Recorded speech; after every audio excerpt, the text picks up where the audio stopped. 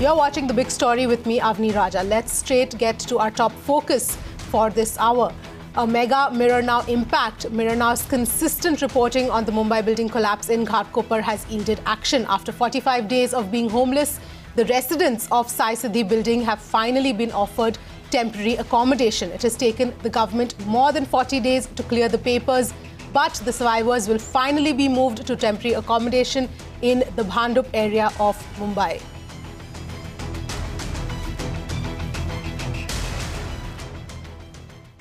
कल न्यूज़ है कि हम लोग को फाइनली जो प्रोजेक्ट है मानव ऐसा उसमें हम लोग को अलॉट किया गया है 2 साल के लिए। तो हम लोग को ऑलमोस्ट समझे कि 80% जितना रिलीफ हो गया है।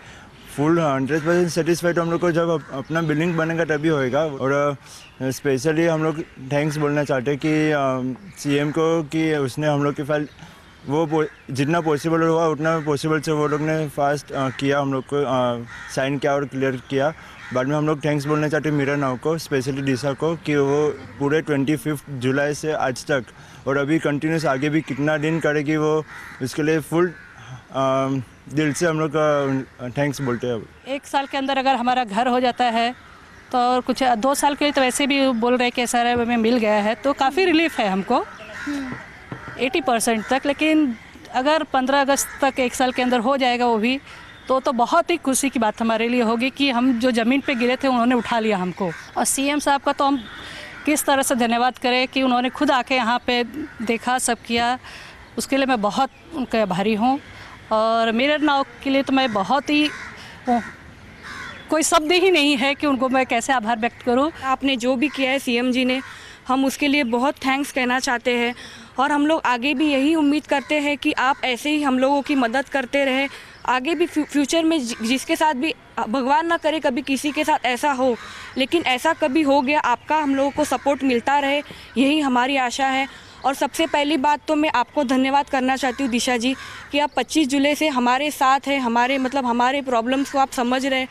हम जैसा फेस कर रहे हैं आप भी हमारे साथ वैसे ही फेस कर रहे हैं। और सबसे मेन बात ये है कि आप पब्लिक के सामने हमारी जो प्रॉब्लम है वो आप उनके सामने रख रहे हैं, उसी वजह से हम लोग को इतना सपोर्ट मिल रहा है। मैं आपके लिए बहुत थैंक्स कहना चाहती हूँ। Thank you very much. All right, let's go across to Disha, who has been tracking this entire story from day one, keeping track of every development. Disha, it's been 45 days and finally, the file we understand was stuck at the Chief Minister's office, but that happened as of yesterday and the file is now cleared and everything on track for the residents to get their new homes? That's right, Avni. At this point in time, as we speak, finally the file has been cleared from the Chief Minister of Maharastra, Devendra Fadnavis, and it has been a long struggle for the survivors here. Almost, we know for the fact this fateful incident happened on 25th of July, where more than 17 people were killed and several others were injured. And in the span of these 45 days, they were running from pillar to post just to get that one clearance from the final authority, that's the Chief Minister. And finally they achieved that yesterday in the night. What we understand is that the Chief Minister has finally cleared the file to allot homes and they will be given temporary accommodation in Bhandup Manav project, which is an SRA project for the period of 2 years. That also the Chief Minister has written a letter to the SRA clearly stating that they should be accommodated there at least for 2 years from now. So this is at least a big relief right now for the residents, because till now it was just from one agency to another. There was a lot of paperwork which was going on, but right now a final call has been done, and what we understand, they are being communicated that within 2 days, at least today or tomorrow, or maximum until Sunday, they will be given keys as well.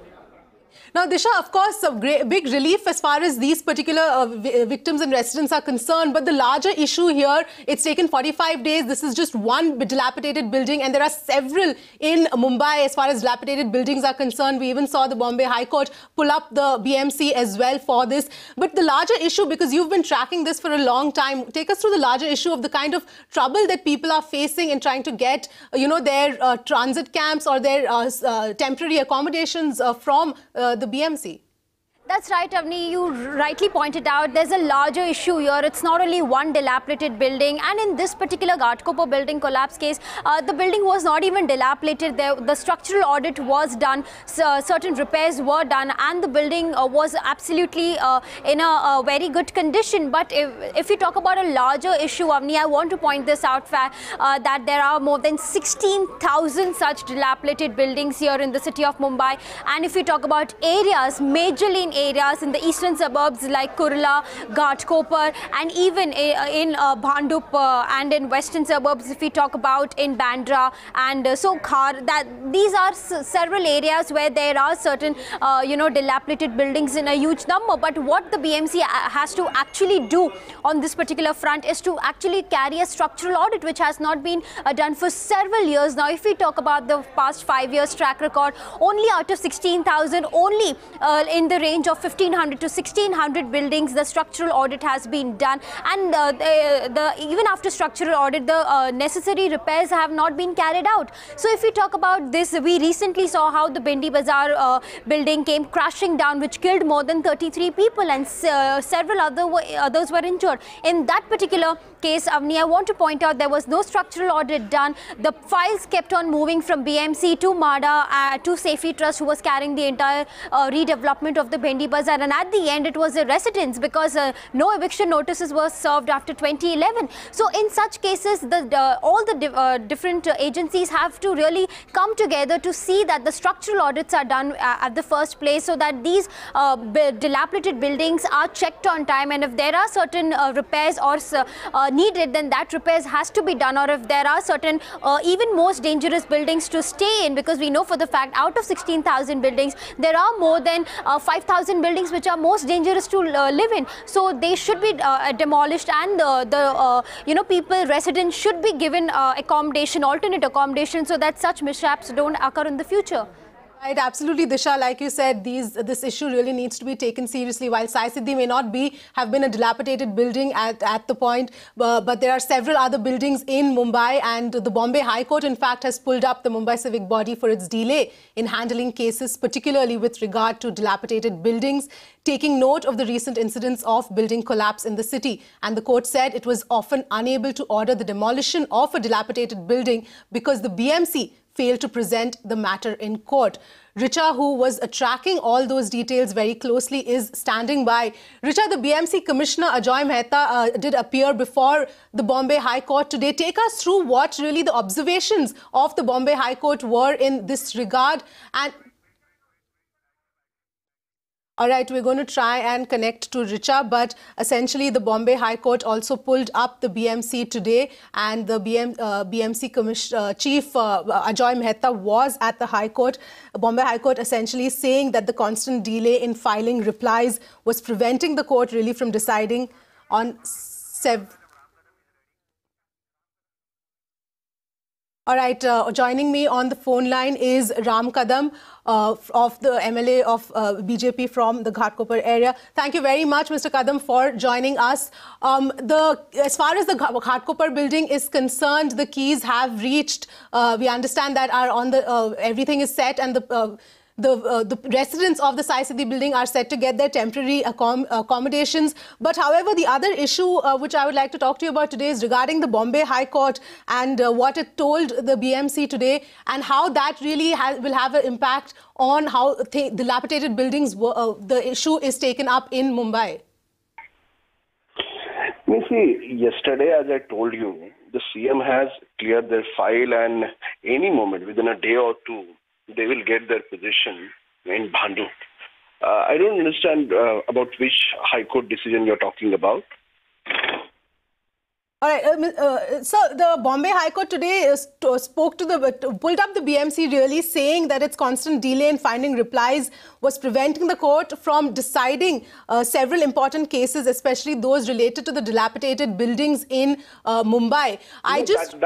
That is in general. That is nothing related about this particular one. This is a completely different. Yes, I wanted your view on the larger issue here of dilapidated buildings in the city. Actually, there has to be some policy about it. I do agree that. And we are constantly, behind municipal corporation and other concerned authorities. There has to be some policy about it. I do agree that.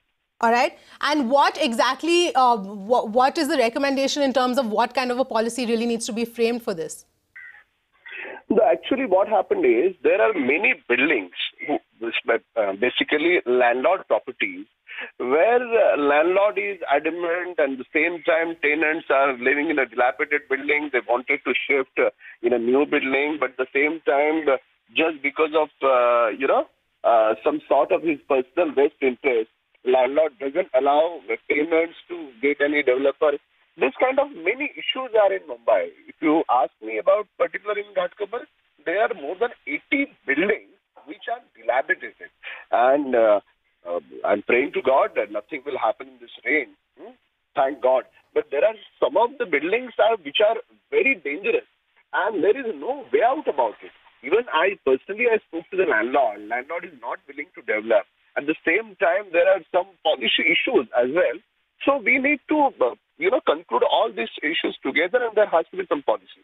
Right. So, but the point, Mr. Kadam, at this point, there is no policy, like you said. So, when we talk about the buildings, the area that you are responsible for, what would you intend to do to ensure that, there is no collapse of buildings, that dilapidated buildings do not end up collapsing and injuring or killing the residents?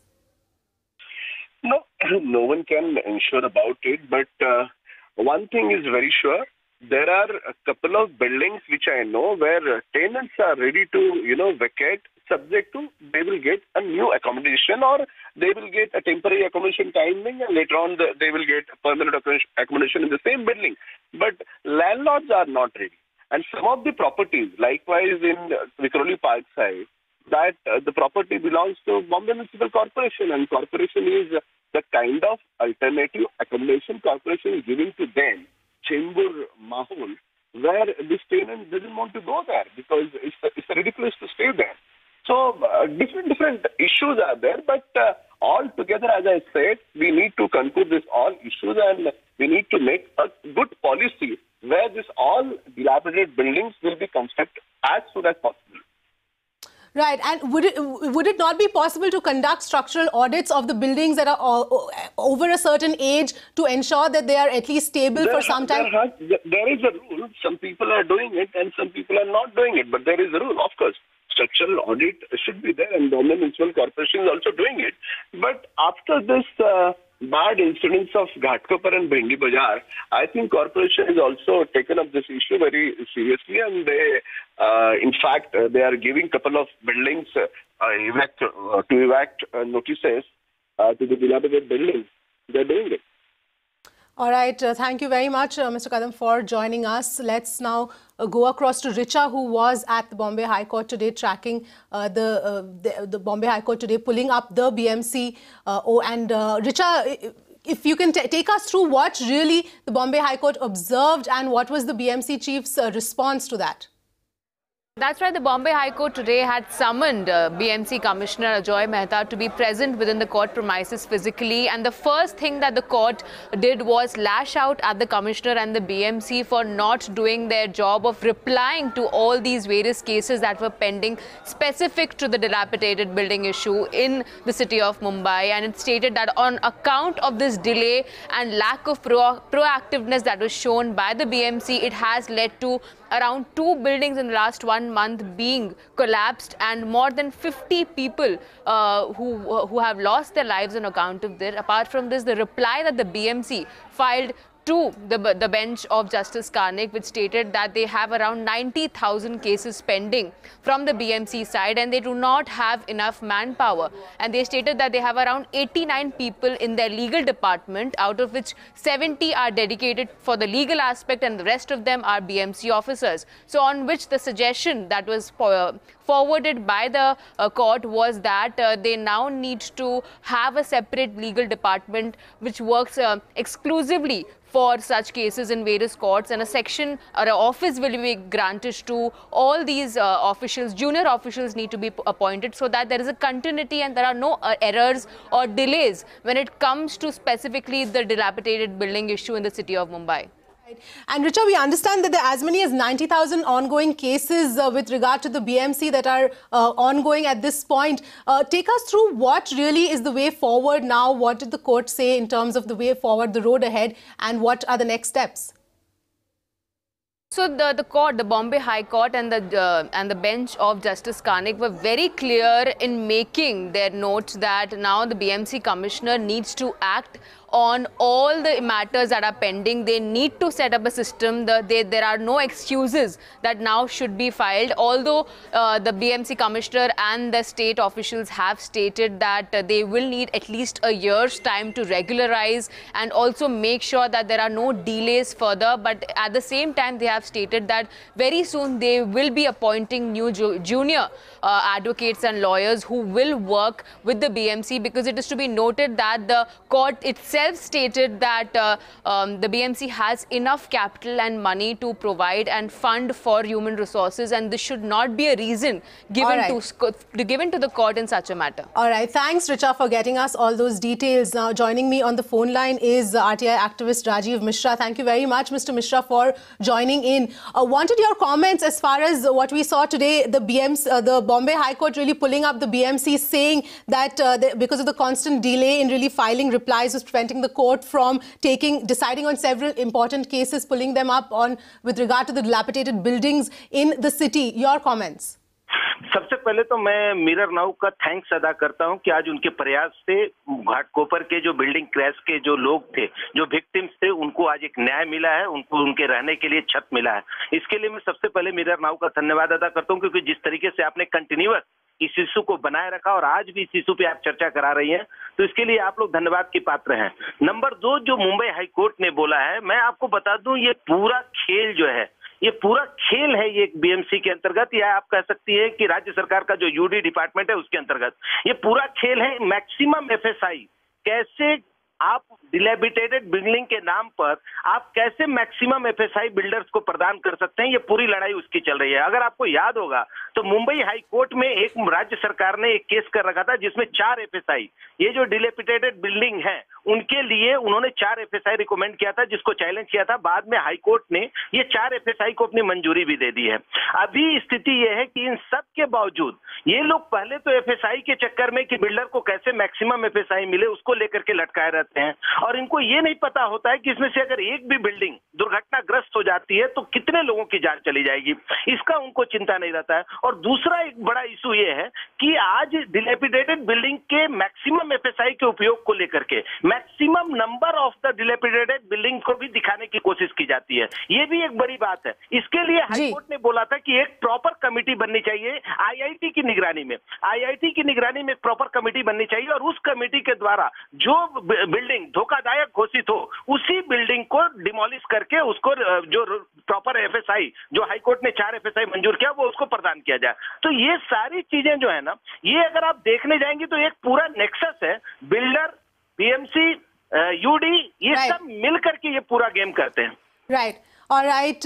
Thank you very much, Mr. Mishra, for joining us. Those, of course, big issues that still need to be resolved. That's what the Bombay High Court told the BMC today.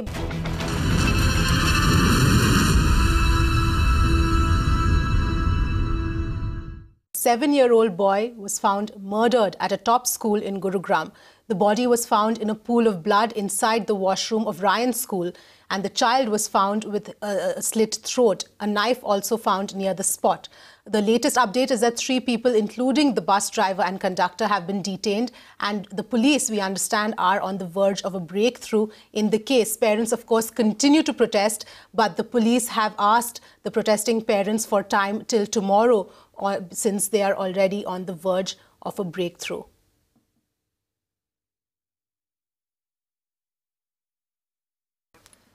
That's the latest that's coming in as far as this murder of a 7-year-old boy is concerned. Let's in fact go across to Apurva, who has been tracking all of this since this morning. Apurva, take us through the latest details that you're picking up. We understand 3 people have been detained and the police are in fact on the verge of a breakthrough in the case.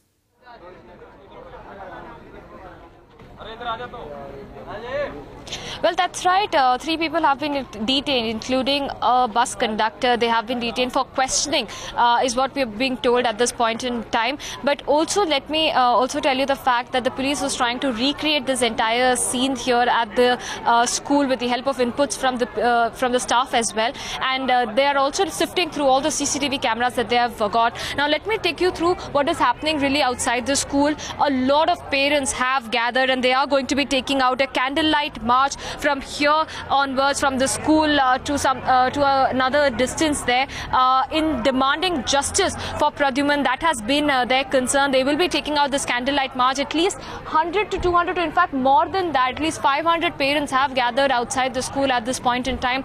They're all worried about the safety of their kids right now. They're all questioning the school management. They're all saying that there is definitely some negligence on part of the school management, but more importantly, they are demanding justice for the 7-year-old child who was brutally murdered inside the school premises. So that is really what is happening right now. While the investigation is taking place, while they are looking at evidences, they are exploring angles. 3 people, including a bus conductor, has been detained for questioning. This is the anger that is pouring in from the parents, who are certainly not very happy with the management of the school and are demanding answers. They are in fact asking very tough questions to the school management at this point in time. Back to you. Apurva, like you said, the parents, of course, are holding a candlelight march and protesting against all of this. But we also understand that the police has asked for time till tomorrow for a breakthrough in the case.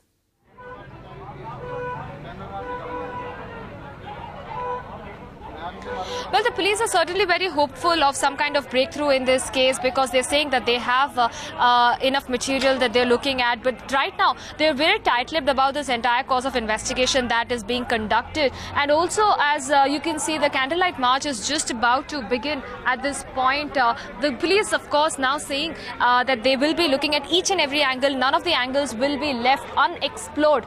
And they will be, there is a breakthrough in this case, most likely is what they're hopeful about.